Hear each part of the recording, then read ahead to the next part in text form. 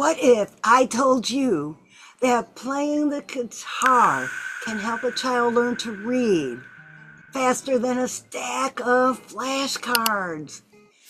I'm here today with Joe Six Strings Licari, and he is going to tell us what this is all about. Joe, why don't you tell everybody about you and how playing the guitar could help them read better? Oh, well, hi, Francine. It's a pleasure to be here today. Um, this is it's interesting. My background is, technically, my career was not in music or in writing. I was in, product management, and I worked for a number of technology companies. But a few years ago, I retired, and I kind of turned back to my roots. I was looking for purpose in life and looking to do something different, a way to give back. And I've always been a musician at heart. I played a lot of musical instruments when I was younger, and I continued to play throughout the years, but really just as a hobby on the side.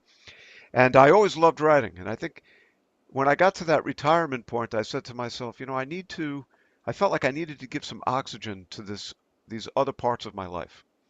And so today I'm a musical instructor at Guitar Center a few days a week. I teach guitar and piano, and uh, and I've been writing children's books. And so I'm really having a great time. And on top of that, or related to that, I've been going into schools and other venues and reading to the kids and reading to children anywhere from pre-K all the way up to third and fourth grade. My books, we'll talk about that, but my books focus on uh, some learning issues, right, or learning topics around grammar, around vocabulary, and some really difficult things sometimes for children to pick up, especially children who are learning English as a second language. So my books help bring that out. And I used to do the school visits really just traditionally with my books, and I'd read the books and I'd give out worksheets for the kids to work on. And that was great. And then at the end of last year, I started to introduce my guitar because I said, look, I can I can sing songs with the kids about some of the topics that are in the books to help reinforce the learnings. And then I started researching it and started to learn why that works. And so that's a long answer to your short question, but all of that background I feel has provided me with a sort of this unique opportunity to to help uh, educate children and to help spread the word that and reading, music and literacy are really two sides of the same coin. That is so interesting. Well, first, let's talk about Mia's Mouses. That's Yeah. your book series, and Mia's Marvelous Farm Adventures.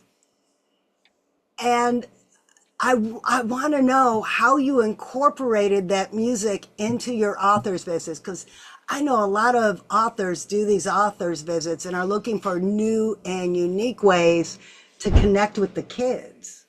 Yeah, yeah, no, that's good. So my first book was called Mia's Mouses, and Francine, I've had several people come up to me at book fairs and other places, and they say, look, you really did you do the editing in the book? It shouldn't be mouses, it should be mice. And I kind of look at them funny and say, well, read the subtitle. Mia and her mouse friends learn about plural nouns. So this book introduces children to some really wonderful characters. I created three mice: Squeaky, who likes to uh, sneeze and tease, Speedy, who's the fastest mouse of all, and and Nibbles, who likes to eat berries and cheese. So three mice, and Mia makes friends with them, and these mice and they're great friends and they play and they have a great time together. But she continues to call them mouses, and she begins to learn that wait a minute, it should be mice. And so within the book, she ends up going and talking to her parents. She talks to a teacher, and she learns all about plural nouns, especially the irregular plural nouns, which are challenging for children. And As she learns those things, she comes back to her mice friends at the end of the story, and she shares everything she learns with them. And kids love that story because they really relate to the characters and they relate to the idea that it's okay to make a mistake, like saying mouses instead of mice, and they can learn from that. So this was the first book, and it's really a wonderful learning adventure for children. Uh, Usually, this type of is part of this type of topic is part of the first grade, second grade curriculum. Um, the second book is Mia's Marvelous Farm Adventure, and this I published last year. This was a follow-up to Mia's Mouses, and this is interesting because Mia and her sister actually go with the mice to a farm. Now, I'm sure a lot of farmers would not like you to bring in mice, but this is a fictional story. So they they go to the farm, and they there's a small orchard in the farm, and they decide to go pick some pears. But what's interesting is that Mia picks the pears, squeaky on her head, picks the pears, but the pears come down in pairs. So all of a sudden, she starts learning about words that sound the same but mean different things. Oh, wow. So, How cool. yeah, so when their baskets were full of the pears, they returned to their house. Each mouse ate 8 pears. That's a lot for a mouse. Then Mia scratched her head. She was somewhat confused about the words two, and even two which were used. Now, isn't that funny? These words sound identical, but they mean different things. How completely nonsensical. And so she begins to learn about homophones. And there's some back matter in the book that lists a number of homophones and homonyms in the back of the book as well. So again, another fun story. The youngest kids, I find, pre-K level, even kindergarten, they may not be up to homophones yet. They usually aren't. That's something that's later in second grade and sometimes even into third grade. Um, but the younger kids just love the story and the characters, and they love the rhyming. And that's really what clued me into the link to music, is the rhythm and rhyme. And have you ever noticed that you read a book, maybe like my books, but gosh, there's so many great rhyming books that have been some of them out for decades and decades. And you read the book once, and the kids love it, and then they say again and again, they want it again. And it's the rhyming that continues to attract the child. The rhyme is like song.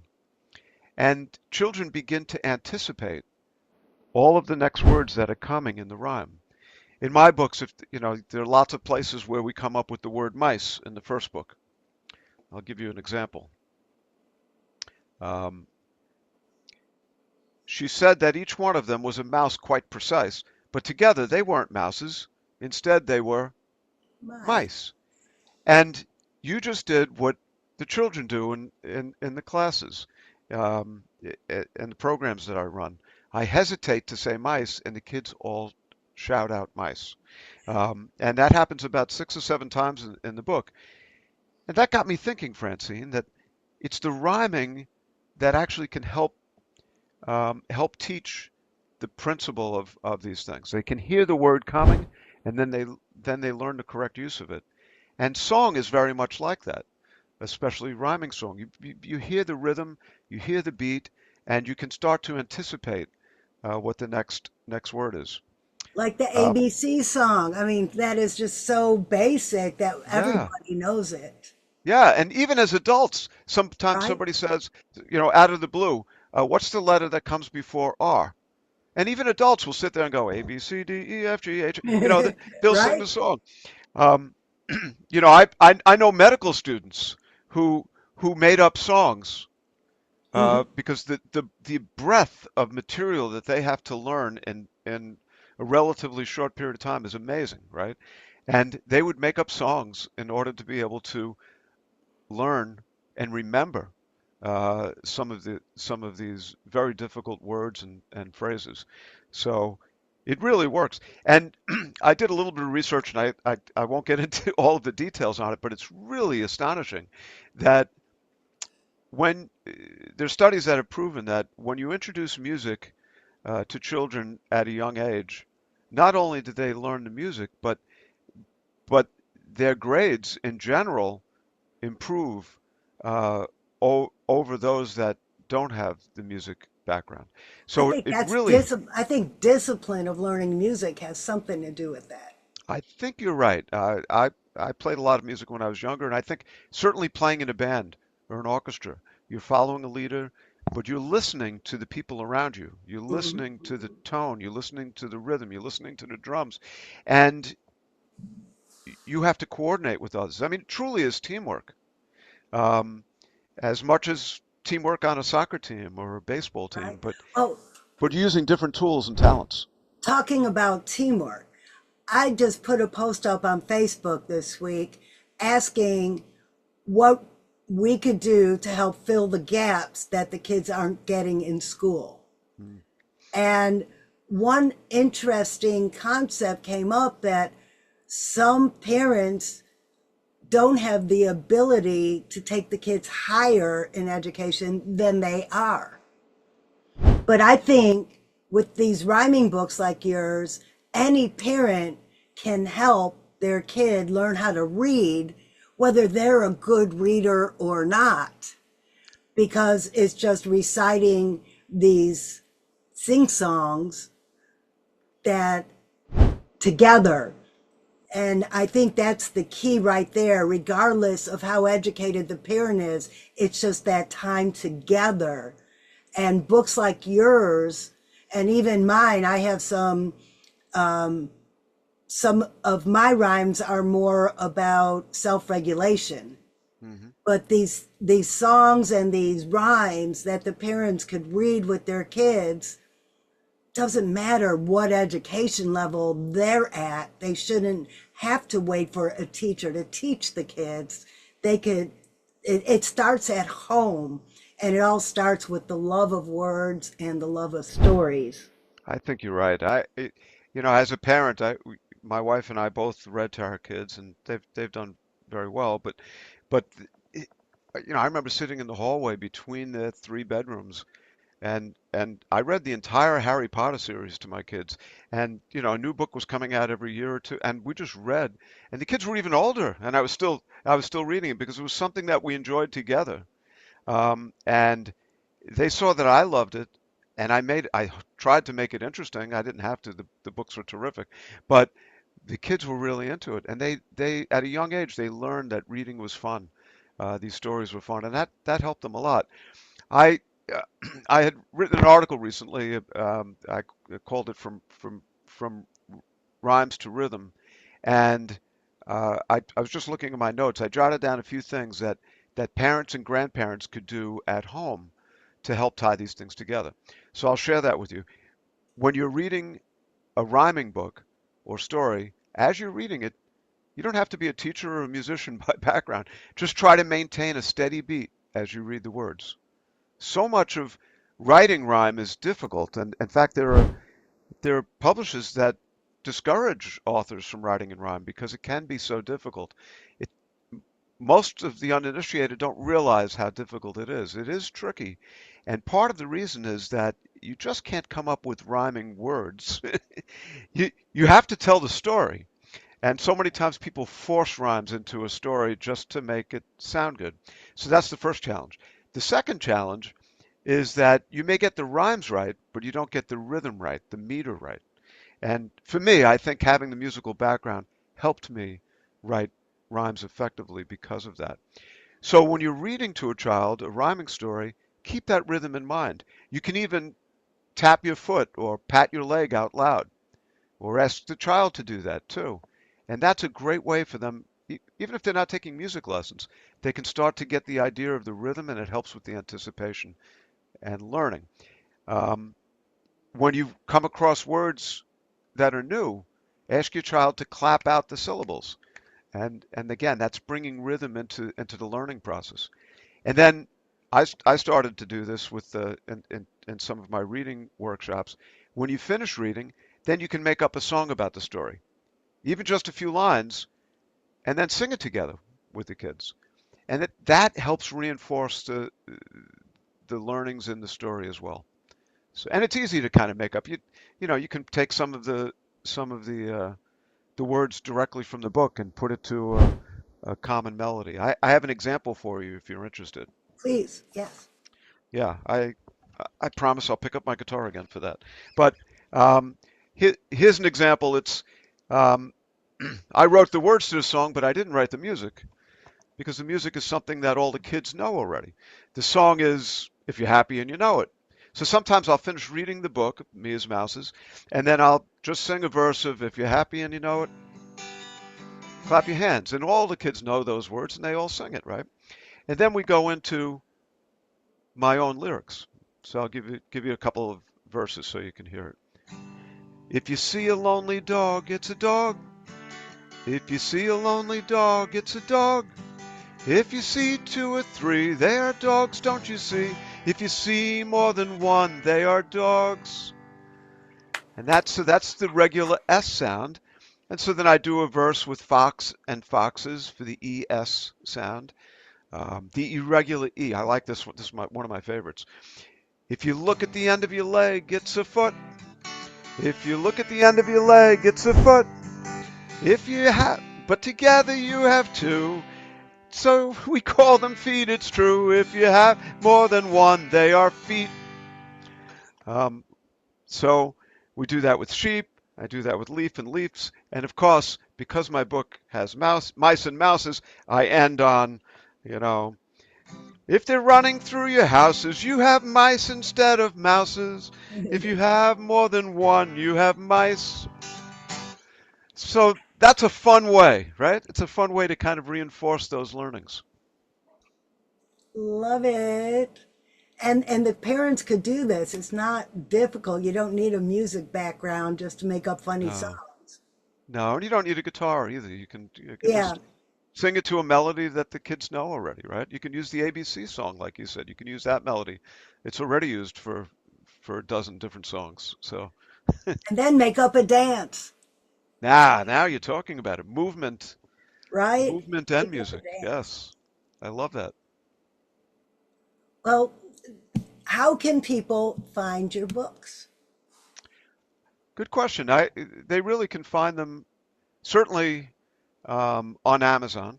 Uh, you can search for Mia's Mouses, or you can search for my name, Joseph Licari, or Joseph Licari, author. I have a website which is also easy to remember. It's www.miasmouses.com. So that's a great place. And then there are links on the homepage that can take you directly to Amazon and Barnes and Noble. Um, and you know, there's been a real increase, which I think is wonderful. There's been such an increase in indie bookstores. I don't know if you've seen that where you are as well, Francine, but I love these independent bookstores that are popping up all over.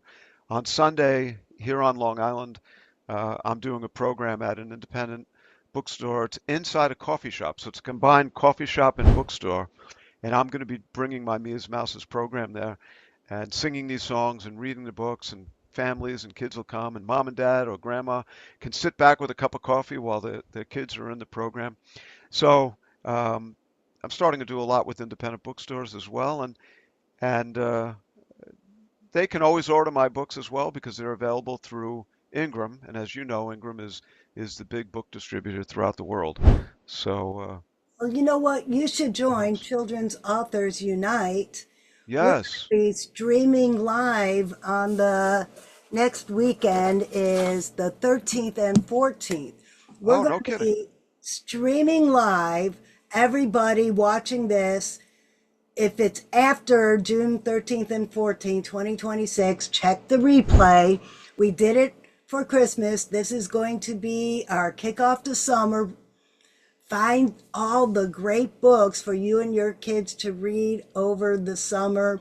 We have an activity book that you could get the link to get that activity book and find out more. So that's June 13th and 14th, live streaming to YouTube, LinkedIn, and Facebook. So Oh, if you wow. want some more information about that, just drop a note in the comments and we will let you know all about it. But Joe, you are officially invited to come and take a 10-minute segment on that live stream. Oh, I'd love to do that. That sounds great. Thank you, Awesome. Francine. Well, I love that we were able to explore how music helps kids learn because I was in music in school. I from the fifth grade all the way up to my freshman year of college. And I know that it made a real difference in my life because when I said that it gives an element of discipline, the discipline of practicing every day. It's the same with reading. So instead of practicing the notes and learning the songs and preparing for my band concerts, I also had to practice reading, practice math, and Hmm. practice anything else I wanted to get good at. I'm a dancer too. I had to practice my dancing. Makes so much sense. I'm a public speaker. I practice my You have to speaking. practice. That's right. And you know that being a dancer has made me a better speaker because I've learned how to practice. I've learned how to memorize. I've learned how to put my body movements together with my words. And reading books is all the foundation for that. That it's so true. The, and more than the discipline is absolute. You're absolutely correct. The science is showing that you between reading and music, you're sharing the same cognitive mechanisms and the same brain regions for both music and reading. And when children start, their brains are still growing, right? It's very, to me, it's very much the same as, trying to learn a second language when you're 45. That's tough, right? But if you learn when you're very young, and I think schools don't even begin teaching a second language early enough. I think they should start even earlier because when your brain is still forming, the neuroplasticity of your brain, when your brain is introduced to all of these other things, you're starting to grow all those neural pathways. And that's your chance in life to really capture all of that. So that's a great thing to do for your kids. Let them go dancing. Let them learn music. They don't have to be concert pianists or lifelong musicians, but exposing them to music when they're young really goes a long way in terms of helping their education because it starts to form their brain in a way. It's exercising their brain as it's growing in those early years. So that plus the discipline, I think is really a wonderful thing parents can do for their kids. Yes. And you heard it here on Parent Talk.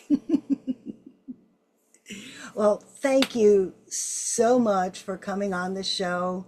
This was amazing. And I'm going to make sure that you have all the information for Children's Authors Unite live stream or check the replay if it's after June 13th and 14th, 2026. Check out our website, Children's Authors Unite, and find out when our next live stream is if the summer restream is already over. Joe, thank you so much for coming on, and we'll do this again sometime. All right. Thank you very much, Francine. Appreciate it.